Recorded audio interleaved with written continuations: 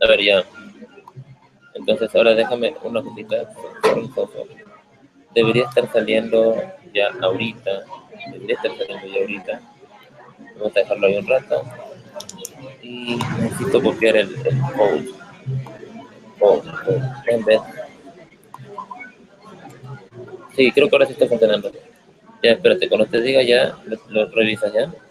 Yo estoy en la página. Espera. Necesito copiar el embed code aquí. Oh, estás en el website. Sí, espera. Ando en YouTube. No, necesito que entres al website y que cheques en el website cómo sale. Y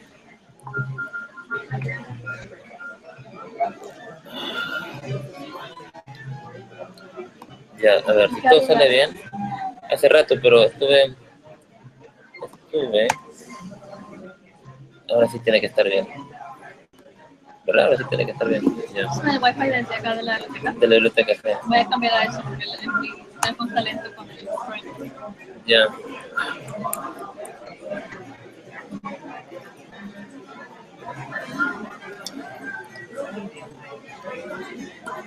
¿Por qué está lento esto ahora? Ya, a ver.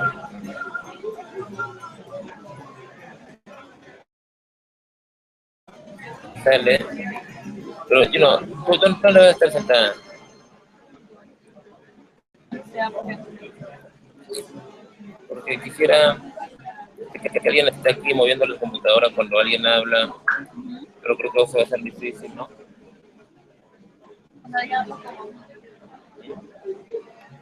Ay. A ver, chequea a ver es que no había dónde poner, no había una silla. Iba a estar muy lejos además. A chequear la website. Chequear el website.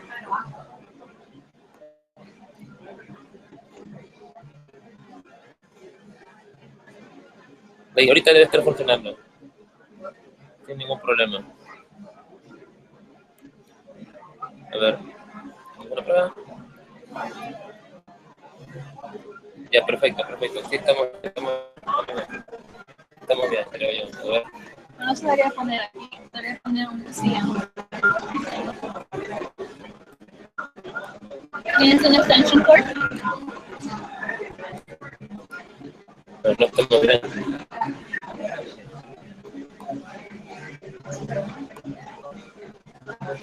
Está transmitiendo, pero no está haciendo aquí.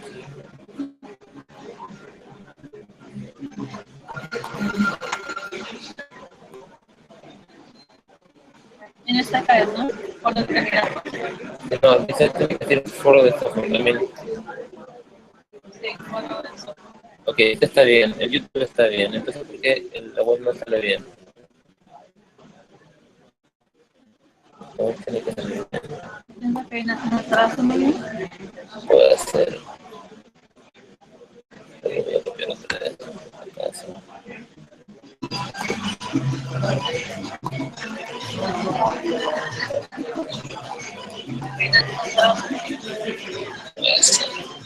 Sí, entonces sale, ¿no? Ya, entonces sí estamos bien. Hola, amigos, ¿me escuchan? A ver, escucha si dije eso. Hola, Silvana, 1, 2, 3, probando. Hola, Silvana.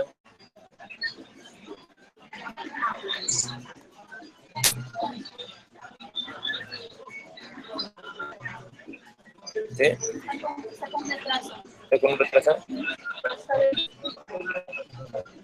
¿Seguro? Está retraso. Ok.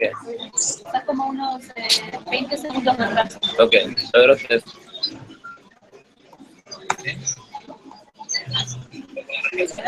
Sí, escuché. Ya, entonces lo voy a dejar aquí solamente. Sí, si puedes, yo le puse la extensión, todo eso, si puedes conseguirte... Lo voy a compartir en la... Ya está. Sí, me voy a callar, no voy a decir nada, ¿ya?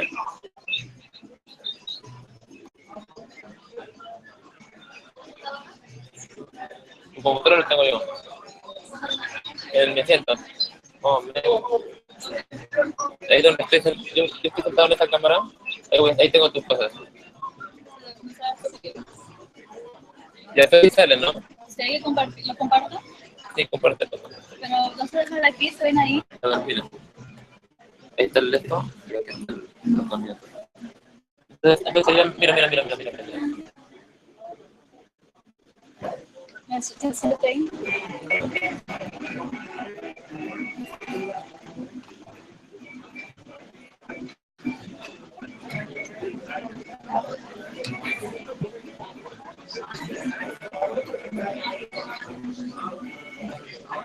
See the other figure?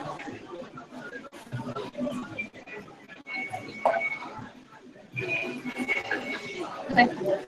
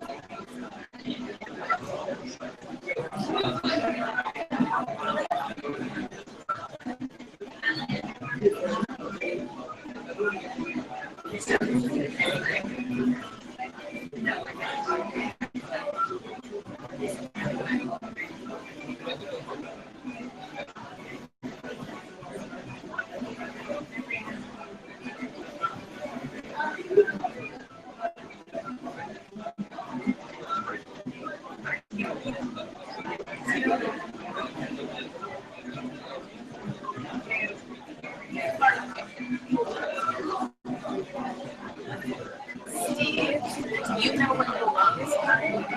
That's like.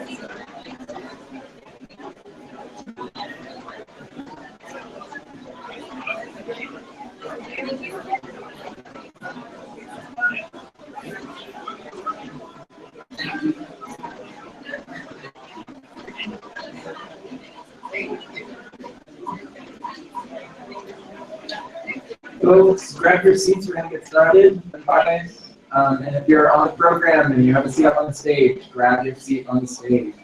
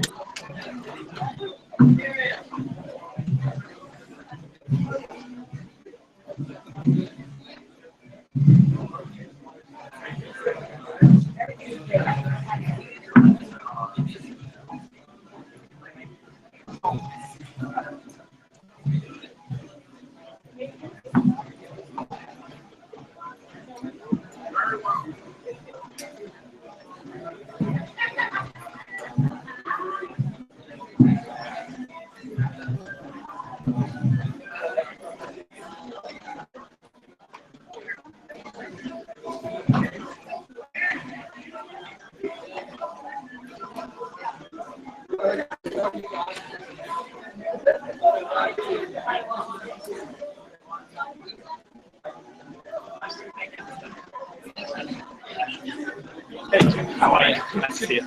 Thanks. Yeah, good, thank you.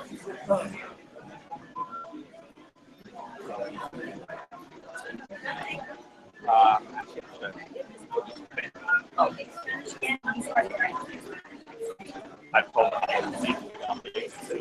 yes. We'll make sure we hold each other. Yeah.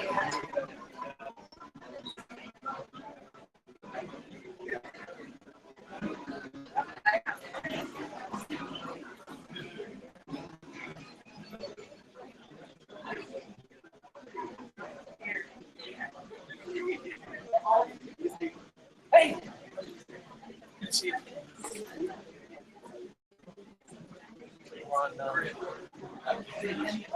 There we go.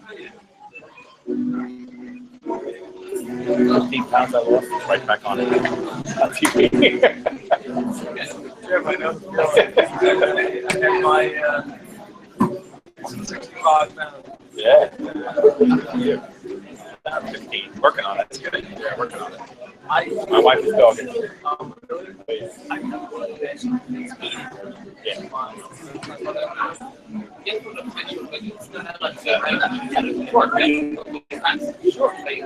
Oh yeah, this. You can pretend you're talking to each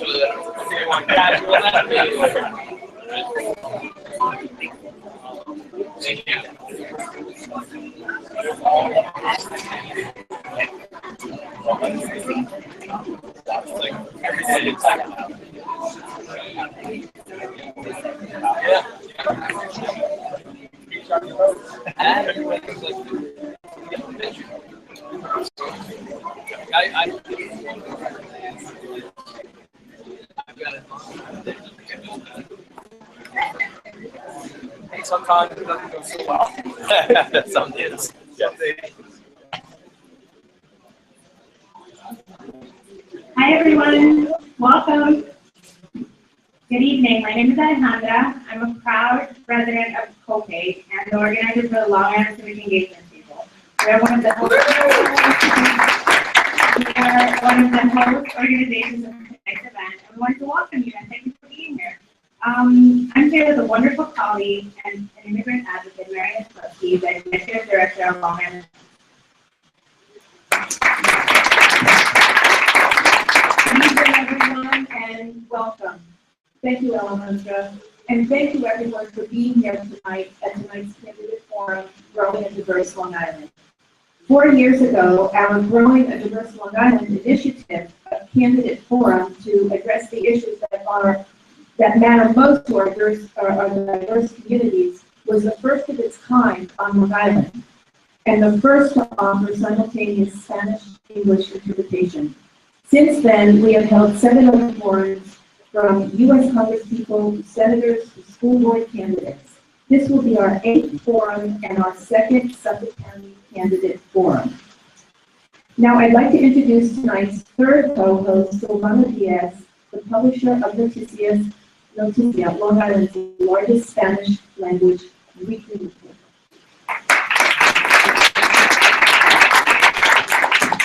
Thank you, Marilyn. We're glad to be back to our roots with this year's Suffolk County Executive Forum. And we're very pleased to have both Democratic and Republican candidates for the office joining us tonight. We both deserve a round of applause for taking the time out of the busy schedule to be here with us this evening.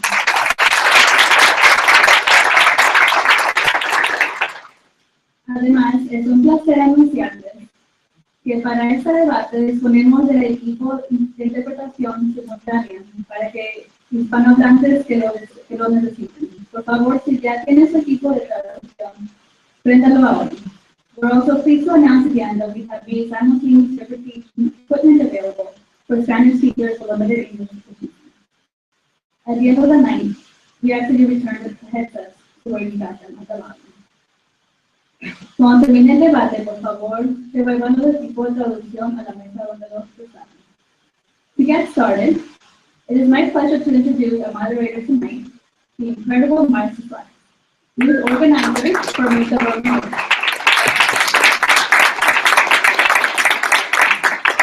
Thanks, Romano. This forum shows us what democracy really looks like. Tonight, we are honored to be joined by a panel including representatives of over 20 different community organizations. I want to recognize those organizations now. When I read off the list of partners, I want to hear who is in the house from each organization. I'm going to read quickly, so let me hear from you. Alliance for Equality Education, CARECE, Commonwealth New York, EOC, Haitian American Family, Health and Welfare Council of Long Island Dream Act Coalition, Long Island Progressive Coalition, Make the Road New York, NAACP, Iceland Red, NARLA, Pro-Choice New York, New York Communities for Change, New York Immigration Coalition, Planned Parenthood, Hudson Titanic Action Fund, Sepa Mujer, District of St. Joseph, Social Business Committee, UW Congregation of Shelter Rock, Young Muslim of Salden. Amazing. These community representatives working with organizations prepare and submitted questions beforehand. And they will ask all these questions tonight. The questions cover the themes of economy, diversity, and social policy. Tonight's forum is entirely nonpartisan. Our host organizations are not endorsing any of the candidates. All questions are balanced, and the candidates have not seen the questions in advance. Finally, before we begin, I'd like to introduce Steve McFarland, coordinator of the Long Island Civic Engagement Table, to briefly mention the rules and importance of the election. Hey, everybody. How's it going? 2 questions versus 1. Are there any Mets fans in the house tonight? Right. So I especially appreciate you all being here as Game 3 first pitch is underway. This is a great sacrifice. Thank you. That is an incredible dedication to your team. I don't applause for the Mets fans in the house, please. Okay. Second question, when is election day? November 3rd. Amazing. Excellent. So election day is November 3rd. It's just a couple of weeks away. And I think we all hear a lot about the importance of presidential elections. And I know when we're out canvassing 20,000 voters, registering out on the streets, people often talk about the presidential election. But if you're here tonight, hopefully you already know that local elections are even more important. The person that wins this race controls a multi-billion-dollar budget, right, that has control over stuff like infrastructure, economic development, and human rights policies in our county. So it has a profound impact on our lives in a lot of ways, much more so than the big elections. So we got that part. So it's really important that we make sure not just that you all get out to vote, but that everyone in our communities gets out to vote on November 3rd. Can I count on you to help make that happen? Okay. So if that is true, if you open your program, inside there's a little count on me form.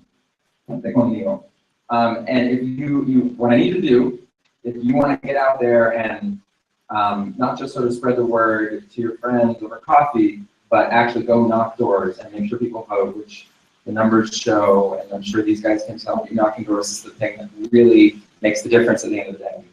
We're out there, not in support of a candidate, but talking about the issues, like the issues we're talking about tonight, just making sure that folks make their voice heard, whoever they're voting for. Fill out the top portion, you can keep the bottom portion, we'll call you. We're going out canvassing this Saturday with a big group of volunteers and next Saturday. So fill that out and the ushers will be happy to collect it, okay? Thank you, everybody. Pass it back to Marcy. Thank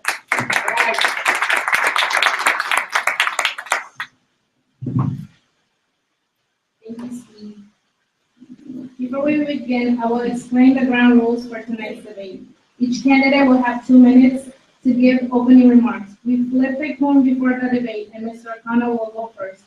After that, we will have 3 sections of questions. First, we will have questions on the economy, then questions about diversity, and finally, questions related to social policy. Each candidate will have 60 seconds to respond to each question. We have a timekeeper, Gabby, at the front, and we'll raise time cards indicating 60 seconds, 30 seconds, and 10 seconds. And that time is up. If needed, the moderator will stop, which is me, when your time is up. The question will be answered by both candidates in a rotating order. I'll make sure you know who goes first. If there is an extra time after the panelist questions, we will take questions submitted from the audience. Ushers are currently passing out index cards and pens. If you would like to ask questions, please write it on the index card and pass back to the usher. Unfortunately, because we need to finish at 8 p.m., we will not have time for everyone's questions, but we will get to everything we can. To include each candidate, we'll have 2 minutes for concluding remarks. Again, we'll let you know the time remaining. Finally, we expect these debates to unfold in a respectful, focused manner. So I would like to ask all of you to take a moment to silence your phones. Also, throughout the debate, please refrain from making comments or applauding in response to candidates' answers. Anyone who disrupts the forum will be asked to leave. Without further ado, I would like to give the floor to the candidates for their opening remarks. Mr. O'Connor will begin, followed by Mr. Below. Good evening, everybody. Thank you so much for coming out tonight. This is really important, and I'd like to thank our hosts and all the sponsors for sponsoring this forum, because it is a very important season. The pundits refer to the time between Labor Day and Election Day as the silly season. As someone who has run for public office, this is my 3rd time, I find nothing silly about it. I think it's very serious stuff that we talk about, and you are obviously here, so you think it's serious as well, and we really appreciate that.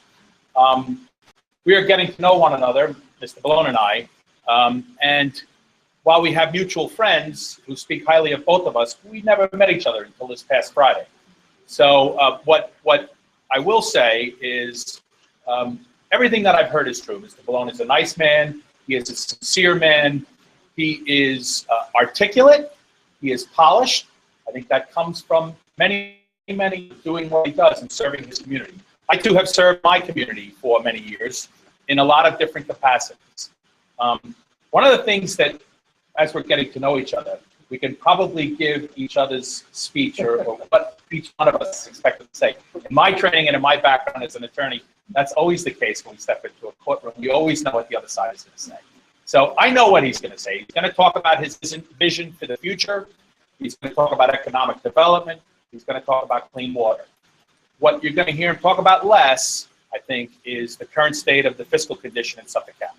The current state of the fiscal condition in Suffolk County is not good. Some would suggest it is hurtling off a cliff. They have been called out on that fact by the bond rating agencies, independent of any partisan candidate. They are nonpartisan. They protect their institutional investors, and they have issued their 4th consecutive bond downgrade. They have been called out on it by the elected state comptroller, who has said in the last 4 years they're in some state of fiscal stress. So I think we should be focusing more on the current state of affairs in the county. And that's what I've been talking about. Thank you. Thank you. Mr. Below, you're up. Thank you very much, Marcy. It's a pleasure to be here. I want to thank the Long Island Civic Engagement Table for sponsoring tonight's forum and all the organizations that have come together to make this night possible, because it is very important. And Alejandro and Gabby and Marianne, thank you, Steve McFarland and Sonia, and thank you, everyone, for putting this together. I want to thank my opponent, Jim O'Connor. As Jim said, we have gotten to know each other. We do know a number of people, mutual acquaintances, and he is correct. Everyone that I have spoken to has spoken very highly of Jim, and it's been a pleasure to get to know him, and I appreciate that he is focused on the issues in this campaign. Mr. Below, can I interrupt you? Yeah. Can you use the microphone? Oh, so I can sure. hear you? Thank you. Whoa. Okay. This is a live mic. I am running for re-election because I am concerned about the future of this county. I have a 7-year-old daughter, a 6-year-old daughter, and a 3-year-old son. They were born 3 months after I took office as county executive. And we've been losing young people at record rates for 20 years now. And I'm concerned about their future, and I'm concerned about the future for every child and every grandchild in this region. When I came into office as county executive, we were facing the worst fiscal crisis in this county's history, $500 million deficit, $200 million structural gap, and we needed to begin to work coming together with the legislature. And by the way, we witnessed infighting between the executive branch and the legislative branch. We put that behind us. We worked together.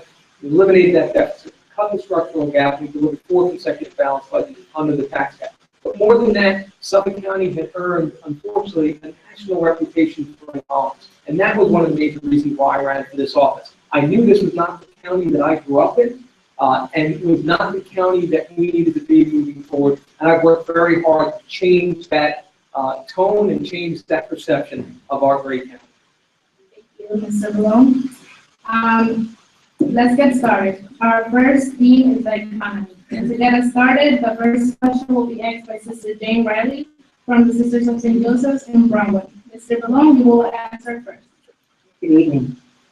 The economic vitality of Suffolk County, as well as the sustainability of the working class, especially those with limited income, depends on a public bus transportation system that has broad reach, is available in the most timely way, is of reasonable cost to the rider, and gets support from the municipalities it serves. How would you, as county executive, work to ensure those criteria for the county's bus system? Before you begin, Mr. Malone, you have 1 minute to answer. Thank you very much. I think I agree with you, Laura, and a huge proponent of public transportation. You cannot easily move around this island without a car. That's not because we're genetically predisposed to the automobile, it's because that's the infrastructure that we have built out. And therefore, public transportation is absolutely essential for people who do not have, for a variety of reasons, easy access to an automobile. And it's vital to our economy. I've been a major proponent of expanding bus service. We expanded Sunday bus service. But in this budget currently that we put forward, and this is something we've been talking about for several years, our county's commitment to public transportation has been enormous and growing. It has grown under my administration, but it's at unsustainable levels. What we've asked is that our state partners actually work with us to make the formula more equitable, because we're expending huge amounts more than any other county in the state of New York on public transportation. If we're going to be able to make those investments moving forward, we need more state assistance, and we'd obviously love to be working with all the organizations here to make that happen.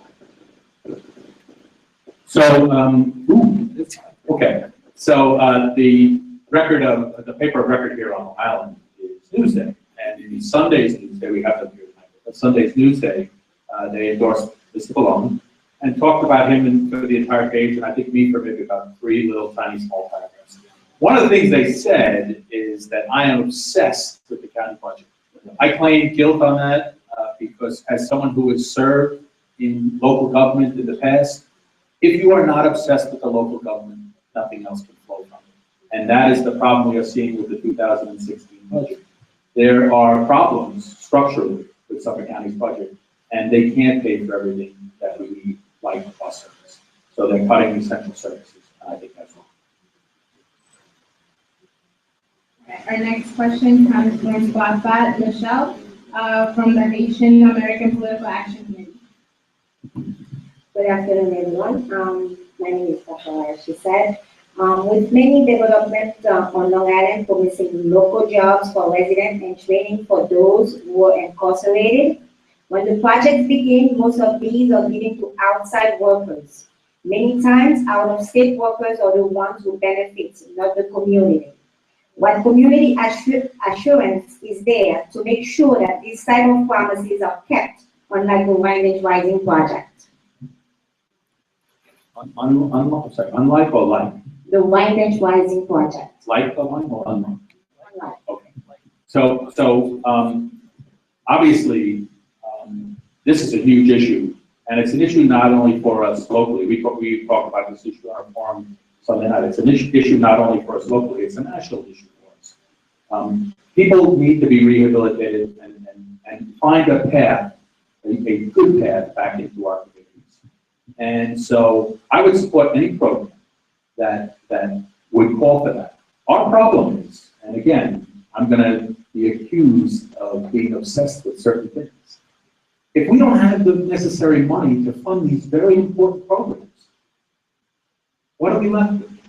We can put programs in place in name only, but unless they're robust enough to really handle these important and complex issues, then we are really talking about a problem and not really doing it. this is a vital issue to us and as we move forward into the future. We have to not only create economic growth, that's very important, but we have to expand economic opportunity as well. We have to be committed as we work to build an innovation economy of high-paying jobs in this region, that we're making sure we're doing everything possible that every community, every person within this community has the opportunity to access that innovation economy. So in Wyandanch, for instance, as we were working community-based revitalization, in anticipation of development happening, we opened at the town level of government, even though that's not something we generally do, we opened a resource center. We purchased a McDonald's that had shut down, and we deconstructed that site, put a resource center on site, staffed it ourselves, and we started providing jobs training, skills training, bringing resources together to get people in the community ready for that coming development. And that's what we need to do all over as we seek to grow the economy. Thank you both for your answers. Our next question will be asked by Lorraine Drew, a Suffolk resident and a mother of 6. Mr. Bedone, you will respond first. Good evening, everyone. Good evening, sirs. My family and I have been displaced or homeless since Superstorm Sandy in 2012. Before the storm, my husband and I of 22 years were both disabled due to a MBA car accident. We lived in a 4-bedroom rental home in Bayshore with our children. First we were flooded, and then days after our home caught fire. We lost everything. We lived with family and then were placed in a FEMA hotel in Brentwood. For the past 3 years, we have been forced to bounce from one shelter to another due to the lack of affordable housing and the extreme number of displaced families in Suffolk County. Now the 5 of us share one hotel room and are homeless 3 years later. My question is, are you aware of the homeless issue with housing and the state's shelter system disparity? If elected, how would you address the severely high shelter rents, and would you please increase the subsidies and bring them up to the current 2015 housing market in Suffolk County? Yeah, first of all, it's a pleasure to be so sorry for the circumstances that you're in, and in the aftermath of Superstorm Sandy, what's happening in the family. I have incredible respect for a mother of 6 children. I know how hard it is with 3 children. This is a very important issue for me. Housing, we have not built enough quality, affordable, rental housing in this region. It is an issue that I have talked about time and again for more than a decade now, both as a town supervisor and county executive. And again, I'll go back to the Wyandanch Rising Project. That is a place that we have focused on, I have focused on, where we are building that kind of affordable housing, creating more opportunities. And I have a plan in Long Island to build that kind of housing throughout the county where it's connected to public transportation so that it's more affordable for people to access jobs, to access the places they need to get to without having to get into an automobile. All of these issues are related to affordability, and it is a top priority in my administration. So I too would like to say I'm sorry to hear about your circumstances. You seem to be a very proud woman, a mother of 6. And I know you're not only looking for my sympathy, you're looking for an answer. Thank you. And so what I would say to you is quite simply, quite frankly, the effort to answer your question, yes, I will fight with all of my being to make sure both the state and the federal government are appropriately funding these things. Thank you so much.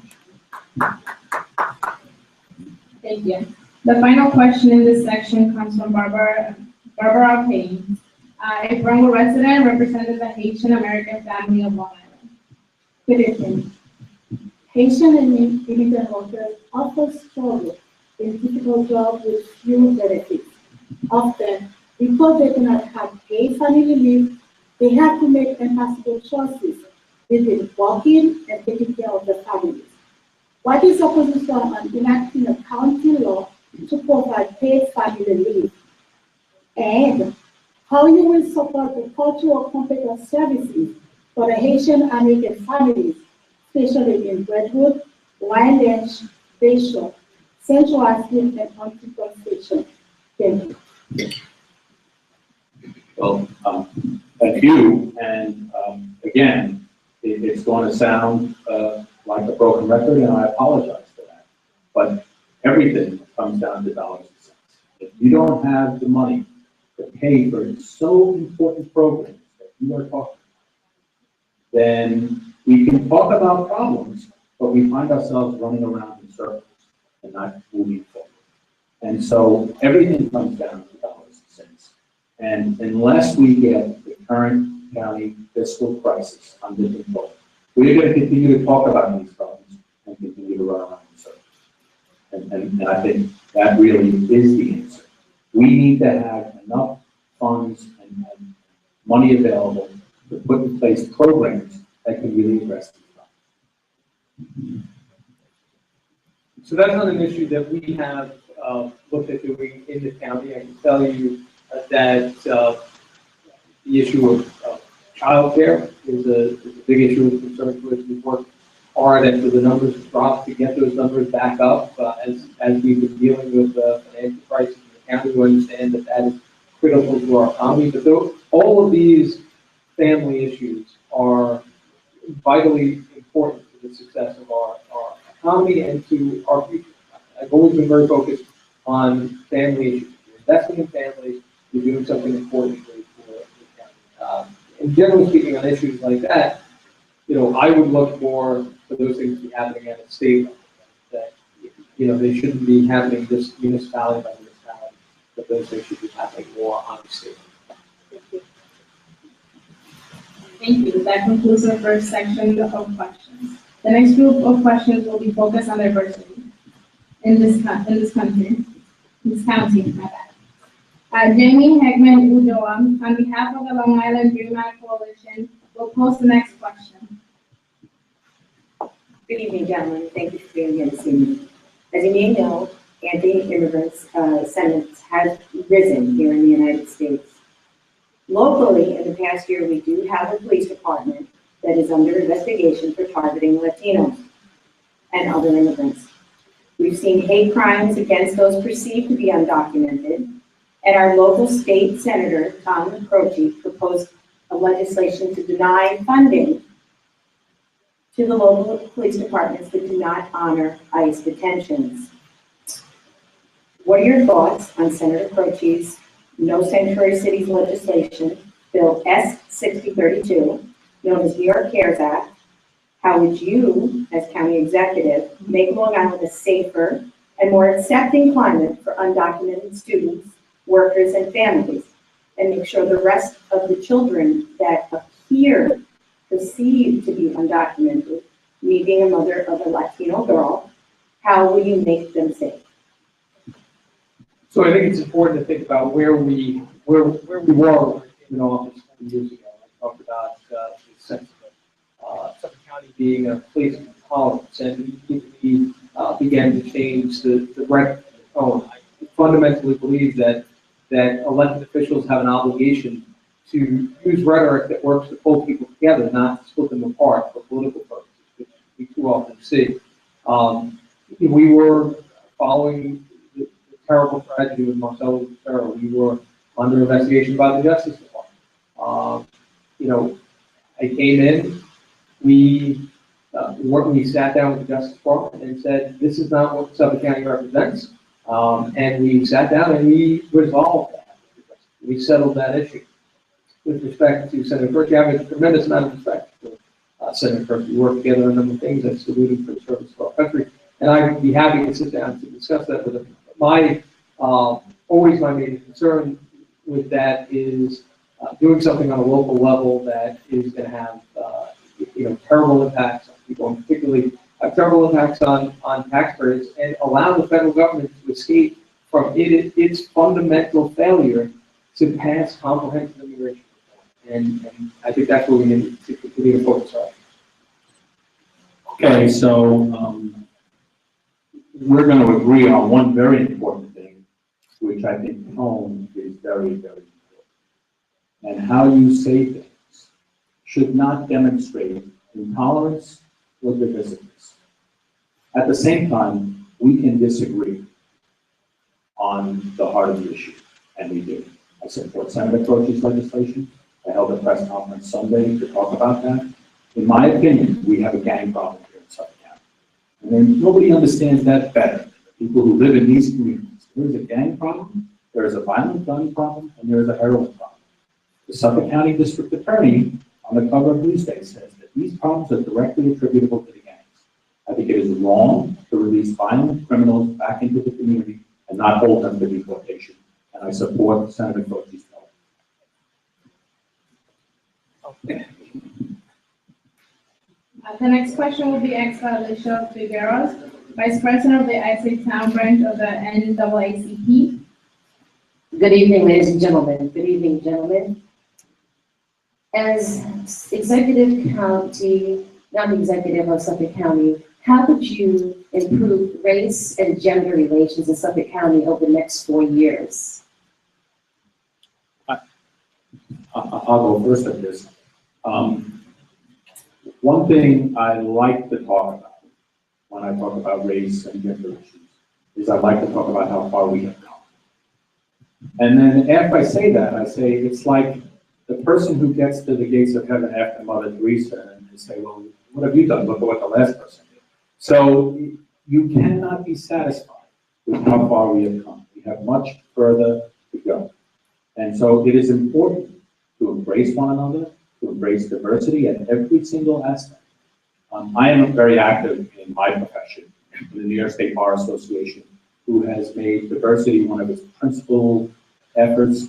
My partner and I have sponsored diversity forums. We are entirely all in on diversity initiatives because it is the way to move forward. It is not just good for us as a community, it's good for business, it's good on so many different levels because you will hire people who will know their customers better. It just makes perfect sense.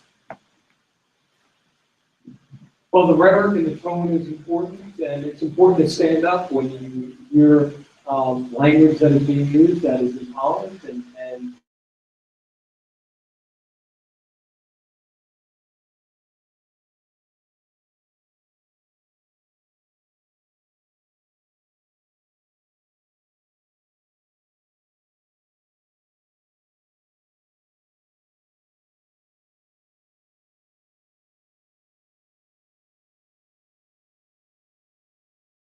stand up and say that that's wrong.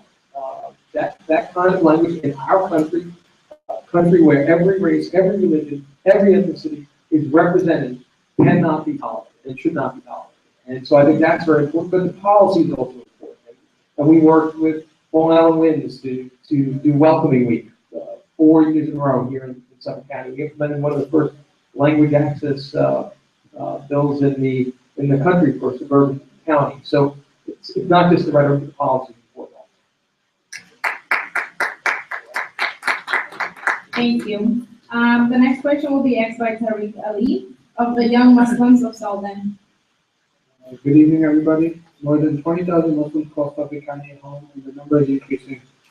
What do you see as the unique contributions and needs of the Muslim community? And if elected, how would you support the Muslim community? Well, again, I would say similar to what I said before, the rhetoric is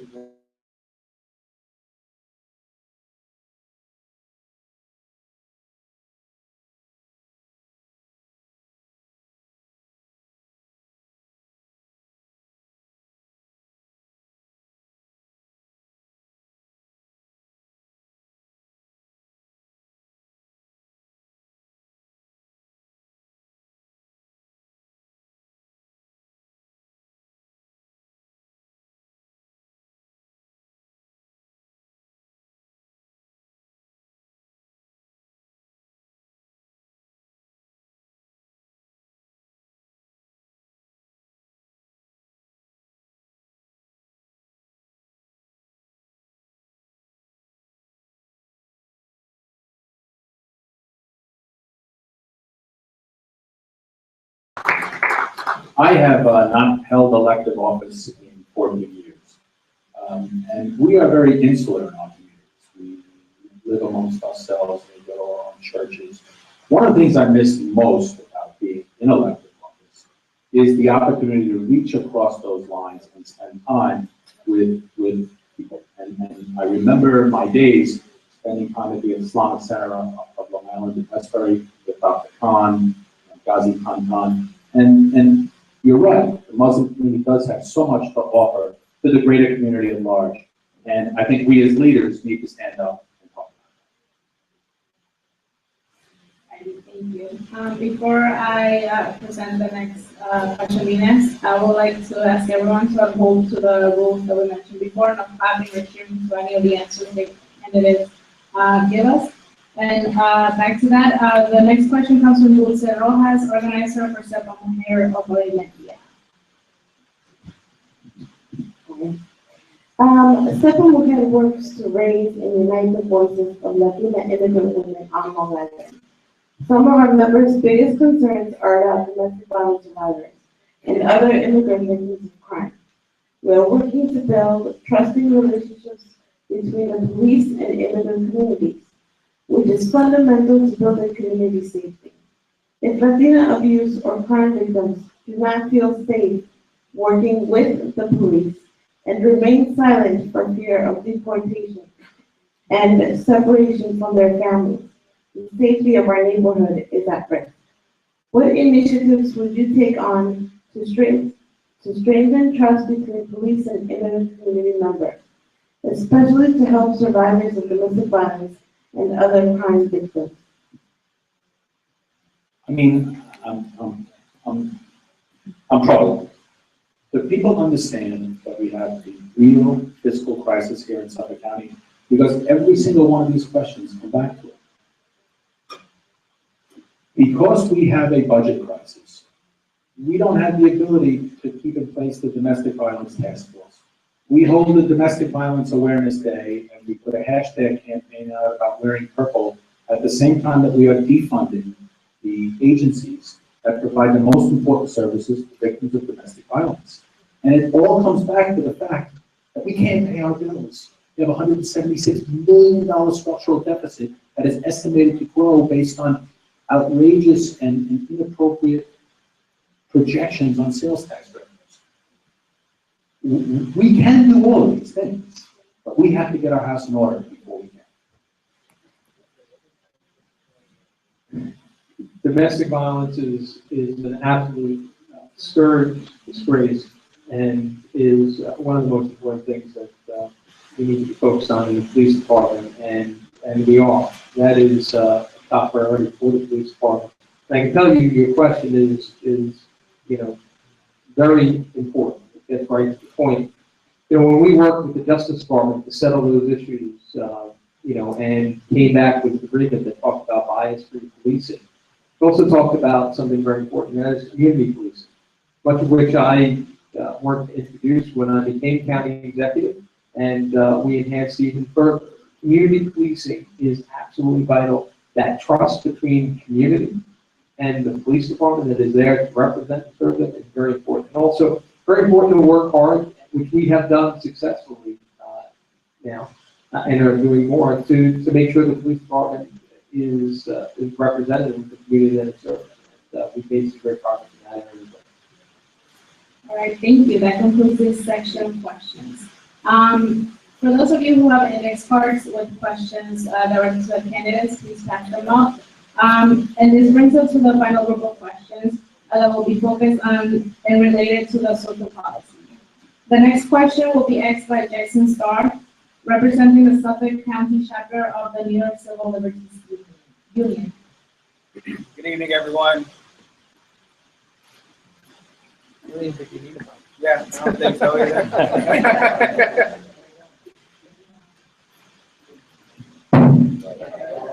Being better? All right. Good evening, and thank you both for being here. I should mention my name is Jason Starr. I'm an attorney and director of the Suffolk County chapter of the New York Civil Liberties Union.